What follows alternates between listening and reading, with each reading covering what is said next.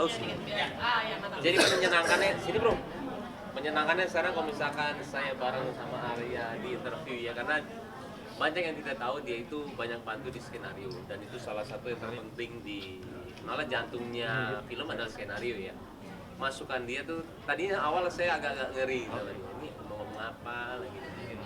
Tapi ketika saya dengar dan semua masuk akal dan semua itu memperbagus cerita ya, akhirnya kita ngebedah lumayan agak banyak 60-70% kita ubah. Akhirnya ya terjadi seperti sekarang. Nah, tapi lama dia ada, dia selalu menanyakan skenario draft baru udah belum. Jadi buat saya kehadiran dia di sini bukan hanya sebagai cast, makanya saya senang sekarang berdampingan sama dia itu. Ketika film ini jadi, insya Allah mudah-mudahan bagus. Dia itu lumayan agak bukan lumayan ya, banyak sekali efeknya atau nggak dampaknya di film.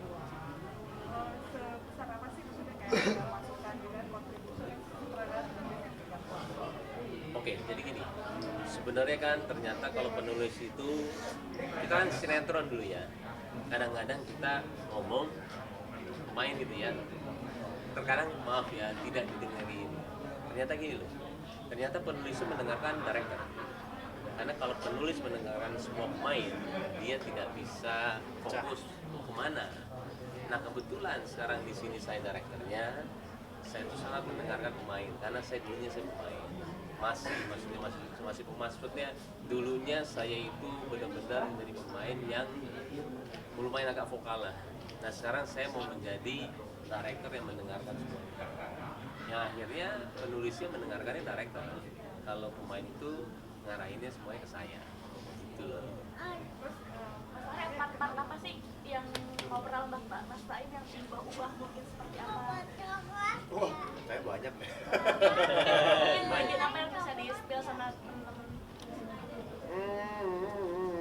Bagian apa ya? Cerita itu mah jangan Cerita sih. Jangan. Jadi memang kan saya yang tadi kan juga sempat disinggung sama Mas Titan ini. Saya ngobrol ini dari 2022, bahkan sebelum Mbak Im ada di proyek Lembayung. Terus waktu itu cuman tahu konsep penceritaannya seperti apa. Nah ternyata ya begitulah, seiring perjalanan waktu ternyata ada Tiger Wong bergabung, dan akhirnya ngobrol sama Mbak Im, ngobrol itu pun juga masih belum baca cerita full jadi skenario ya, belum. Waktu itu Mbak Im pertama kali itu ngasih waktu pas saya lagi di Semarang, jadi saya baca, kebetulan besokannya pulang, pas baca langsung telepon, Im besok gua pulang, kita langsung meeting kantor ya. Ngomongin apa katanya? Banyak katanya. banyak. Akhirnya ngobrol lah di situ, ada Mas Baim, ada Mas Ruben. Jadi kami bertiga ngobrol untuk masalah skenarionya, naskah, bedah. Kalau begini sepertinya akan seperti ini nih. Mendingan kalau seperti ini bagaimana? Gitu loh. Ya kalau dari saya kan memang mencoba untuk menjadi seseorang yang kritis supaya kreatif saya ini tetap berjalan. Saya orang yang senang berdiskusi, dan kalaupun dalam berdiskusi ternyata idenya tidak bisa diterima, tidak jadi masalah, karena kan memang ada jenderal yang harus memutuskan, gitu loh. Saya sebagai kasarnya punggawanya lah, gitu loh, hanya bisa memberikan input. Ya kalau baik bisa dipakai, alhamdulillah. Kalau enggak ya nggak apa-apa, pasti akan ada keputusan yang terbaik di sana. kayak seberapa levelnya sih sampai kayak harus telepon semua biasa apa kayak gimana sih baca gitu kan nggak semua pemain juga peka ya. Ya pemicunya itu jadi gimana ya, kadang gini, ketika kita mengucapkan sebuah cerita nih gitu, dan diaplikasikan dalam sebuah naskah skenario itu bisa agak berbeda gitu loh. Kan muncul pengadeganan, muncul dialog-dialog gitu loh. Itu memang pasti bisa berubahnya mungkin bisa signifikan gitu loh. Makanya kayak kok gatel ya, kayaknya kalau begini lebih oke nih gitu loh, lebih keren gitu yang seperti itu. Karena kan kita pasti, kayak saya pertama kali diceritakan Mas Ruben sama Mas Emilka waktu itu, saya sudah punya imajinasi sendiri gitu loh. Oh, akan seperti ini. Sama ketika kita membaca buku kan, baca novel mungkin dulu saya baca Harry Potter gitu, pasti punya imajinasinya. Ketika pas divisualkan ada yang berubah, yaitu kan balik lagi kebutuhan produksi seperti apa, kebutuhan di lapangan seperti apa gitu loh.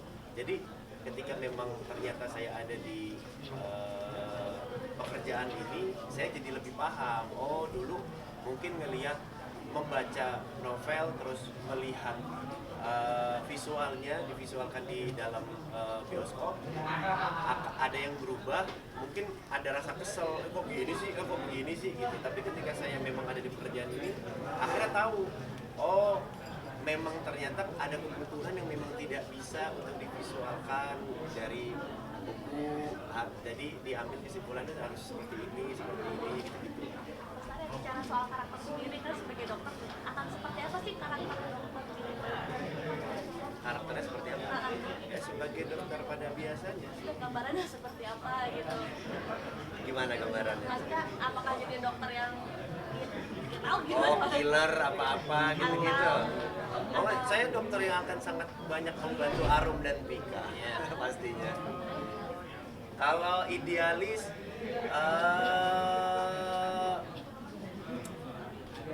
nggak terlalu idealis juga. Baik sekali saya. Dokter baik. Ikut riset ngobrol sama dokter kan sekarang suka pakai menyorot Kebetulan sahabat-sahabat saya SMA itu lumayan banyak yang menjadi dokter gigi. Lumayan banyak yang menjadi dokter gigi. Bahkan memang sahabat dekat yang menjadi dokter gigi. Kalau saya kan orangnya memang gatel dari kecil, pengen tahu aja gitu, pengen banyak tanya gitu. Jadi kalau misalkan ke dokter gigi pun dari dulu tuh ya pengen banyak tahu aja. Mau kadang cuma nganterin ya, saya ngeliat itu diapain sih, oh gini, oh gitu. Atau apa namanya, saya periksa dulu, saya kan punya asma ya. Dari kecil tuh saya dulu mungkin dalam sebulan itu ada seminggu sekali sepertinya saya tuh harus berobat dulu. Itu juga sambil oksigen juga pengen banyak tahu, banyak nanya, ini apa dok, ini apa. tapi susah nggak sih keluar jadi dokter sendiri karena kan kemarin lengkap banget ya sosok Aldebaran, kemudian sukses dengan gadis kretek ya sebagai cowok serengean gitu, dan sekarang menjadi dokter gitu. Maksudnya karakter dokter yang seperti apa sih yang dibangun seorang Arya Saloka gitu? Nah, itu serunya jadi seorang aktor. Saya bisa jadi dokter sekarang kan. Gimana mungkin bangunnya dari pas dari mungkin sekarang bayang-bayang dari si cowok serengean dan yang sebelumnya dan sekarang. Dokter ya sebenarnya gampang-gampang susah sih, karena tadi kan saya bilang juga kan saya nyicil, jadi ketika nyicil itu tabungannya banyak, nggak dadakan gitu, jadi nggak kaget. Makanya kalau mau lebih spesifik ya saya belum bisa bocorkan, nanti kan rahasia itu. Jadi dokter yang serengean apa dokter jadi yang dingin gitu? Lihat aja nanti. Itu dia.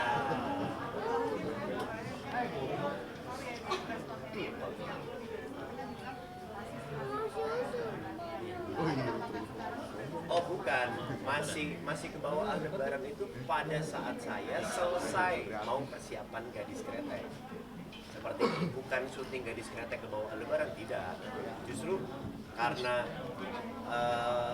ya syuting sinetron itu kan saya setiap hari saya membawa tokohnya, dan sebelum waktu pas saya mengundurkan diri yang pertama, saya mau persiapan Gadis Kretek itu kan hampir ya bisa dibilang udah 1 tahun lebih banget.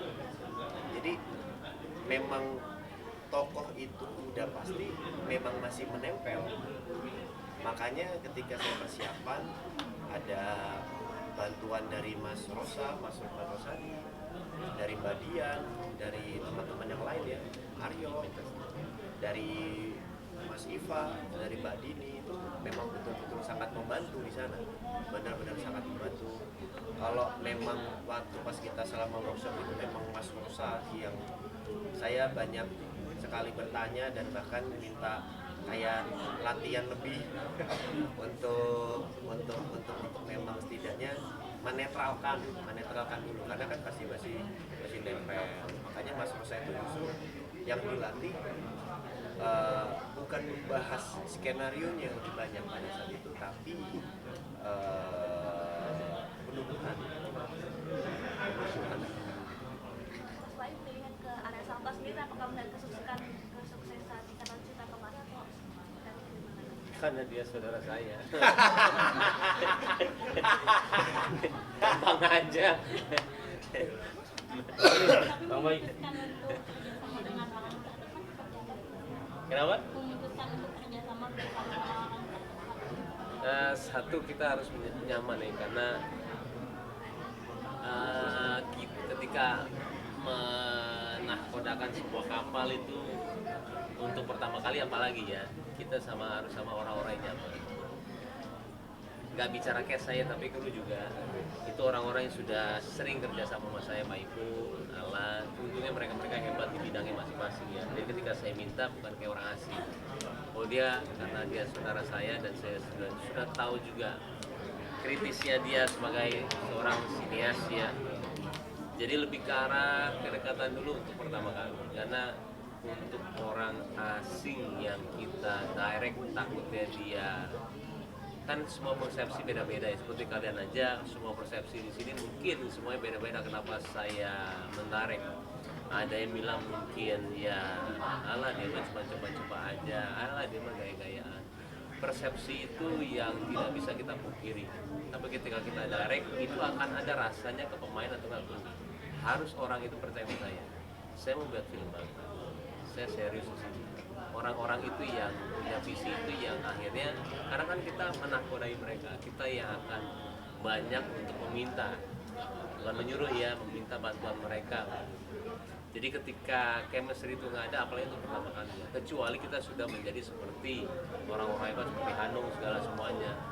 Dengan orang asing aja mereka kan orang hebat ya, pasti dia itu tahu siapa dia. Kalau kita kan orang baru. Bang Boy, gimana rasanya mendarik istri sendiri Bang Boy? Kalau belajar, saya kemarin memang sudah menarik series 5 episode kebetulan. Tapi itu sebenarnya lebih ke reality ya.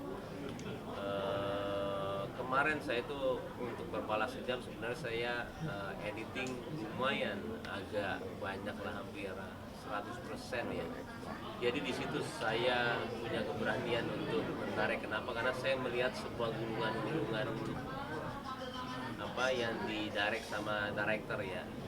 Jadi di situ saya mulai punya keberanian.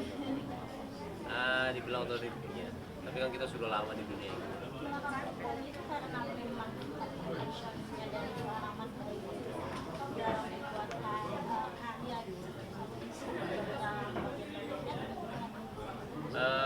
Perfeksionis bisa sebuah kata yang negatif atau positif ya. Perfeksionis saya tapi positif. Saya selalu mau menjadi yang quality-nya terbaik ya. Nah itu susah banget untuk kita tidak menemukan orang-orang yang cocok di sekeliling kita. Dia harus punya visi yang sama. Kalau dia cuma sebatas kerja aja kayak Arya ya, tidak mungkin dia itu mau capek-capek untuk membedah skenario. Istilahnya mereka juga dibayar kok di sini. Sama kru juga. Tapi gimana caranya ketika dia sudah naruh, pasti dia bilang, bagusnya begini deh. Dan dia mau capek. Nah ketika orang mau capek, makanya saya suka banget sama Pak Ipung tuh. Ada satu kejadian yang sudah selesai syuting, dia tiba-tiba datang ke saya, ini lokasi bagus banget. Yuk kita kesini, kalau udah kelar, dia tinggal terima bayaran. Saya bilang, waktu itu Wirebo itu 4 jam ke atas. Dan di situ saya lihat, wah ini orang, saya menemukan saya di bidang lain. Nah semenjak itu saya jatuh cinta dengan apa yang namanya Pak Ipung. Makanya sampai sekarang saya selalu terngiang-ngiang dengan dia. Karena buat saya kalau orang sudah dikasih terus mau buat bagus, pasti dia akan ngejar kita, sana yuk. 4 jam naik dengan dia bawa kamera itu suatu hal yang melelahkan. Dan buat dia itu udah dibayar kok, tapi dia mau melakukannya, hebat. Nah orang-orang itu saya susah cari. Mas Bayu nanti Pertanyaan terakhir ya. Pak, tayangnya Pertanyaan terakhir ya. apa syutingnya kan minggu depan. Ada target tayangnya kapan? Target itu kemungkinan saya ya belum tahu, tapi yang pasti 2024 kalau itu di bulan ke ini apa sih namanya, termin 2 ya, semester 2 ya, semester 2 iya, kuarter 2 ya, kuarter 2 bulan apa bulan? Juni sampai Desember. Juni sampai Desember, Juni Agustus, ya betul, kuarter 2. Boleh ternyata Bayu sama Arya dinamikanya hubungannya seperti apa sih? Dengan kayak tadi tuh kayak bisa sekali Nono, di luarannya boleh lihat dinamika. dinamika hubungan kalian gitu. Ya karena sering ketemu, sering ngobrol, sering bahas apapun aja. Karena ketemu baik pun juga nggak cuma membahas soal film, Iya, betul. apapun juga kami bahas. Jadi Memang sama-sama punya sisi kreatif yang tinggi, baik tinggi banget sisi kreatifnya. Saya pun juga mungkin sisi kreatifnya kayak pingin ada yang menampung gitu loh. Kebetulan mau menampung. kita dua-duanya kritis mengenai sesuatu. Akhirnya kita juga di satu acara yang sama sekarang. Iya, kita tidak, yang paling ini tuh kita tidak melihat semua dari segi uang. Itu yang paling penting, kita melihat dari segi ini saya. Kita melihat dari segi kita harus menjadikan produk ini bagus. Ini quality, bukan karena uang semuanya. Nah itu visinya sama banget sama dia dan teman-teman sekeliling saya. Tapi ketika itu bagus, ya materi akan dikit datang dari sendirinya. Oke. Oke. Foto berdua, foto. Boleh berdiri? Bodo amat. Oh, persiapan terakhir. Persiapannya apa, Baim? Kak Baim sama Kak Arya, persiapannya gimana? Akhir ya. Kenapa? Persiapan. Persiapannya kan nanti juga akan di luar kota, jaga kesehatannya seperti apa. Apalagi kan kemarin habis dari rumah sakit. Iya, lumayan tuh. Ya saya 4 hari di area akhirnya lemes banget, saya nggak bisa ngapa-ngapain, akhirnya ke rumah sakit. Terforsir banget. Kalau persiapan saya lebih ke syuting ini sih ya, saya harus harus pergi ke Jogja itu mungkin tanggal 9, tanggal 11 Jakarta lagi, tanggal 13 sana lagi. Saya harus ngelihat set apakah sesuai dengan bayangan saya. Kalau enggak, saya masih ada 5 hari untuk bisa merubahnya. Itu kalau saya lebih ke arah skenario, set sama prostetik, segala semuanya harus fix di kepala saya sesuai dengan apa yang saya mau. Nah itu lumayan agak melelahkan ya. Kalau saya itu sih Perfeksionis Jaga banget kesehatannya soalnya. gimana? Hah? Biar untuk kesehatannya, menjaga kesehatannya seperti apa? harus dirasain. Ini bukan kerja sih. Ini kita kayak sesuatu hal yang fun ya, sesuatu hal yang fun. Makanya selalu kalau begini tuh mau tahu siapapun saya selalu bilang have fun ya, selalu gitu. Karena saya nggak mau terbebani dengan pekerjaan. Berat nggak ninggalin piano yang tadi kan manja banget sama Mas Bayu gitu. Ya iya, lumayan lah. Piano syuting. Iya. Ini juga kan Makasih. seperti- Ya, ya. Ayo kita foto Thank you. Foto yuk. Kemudian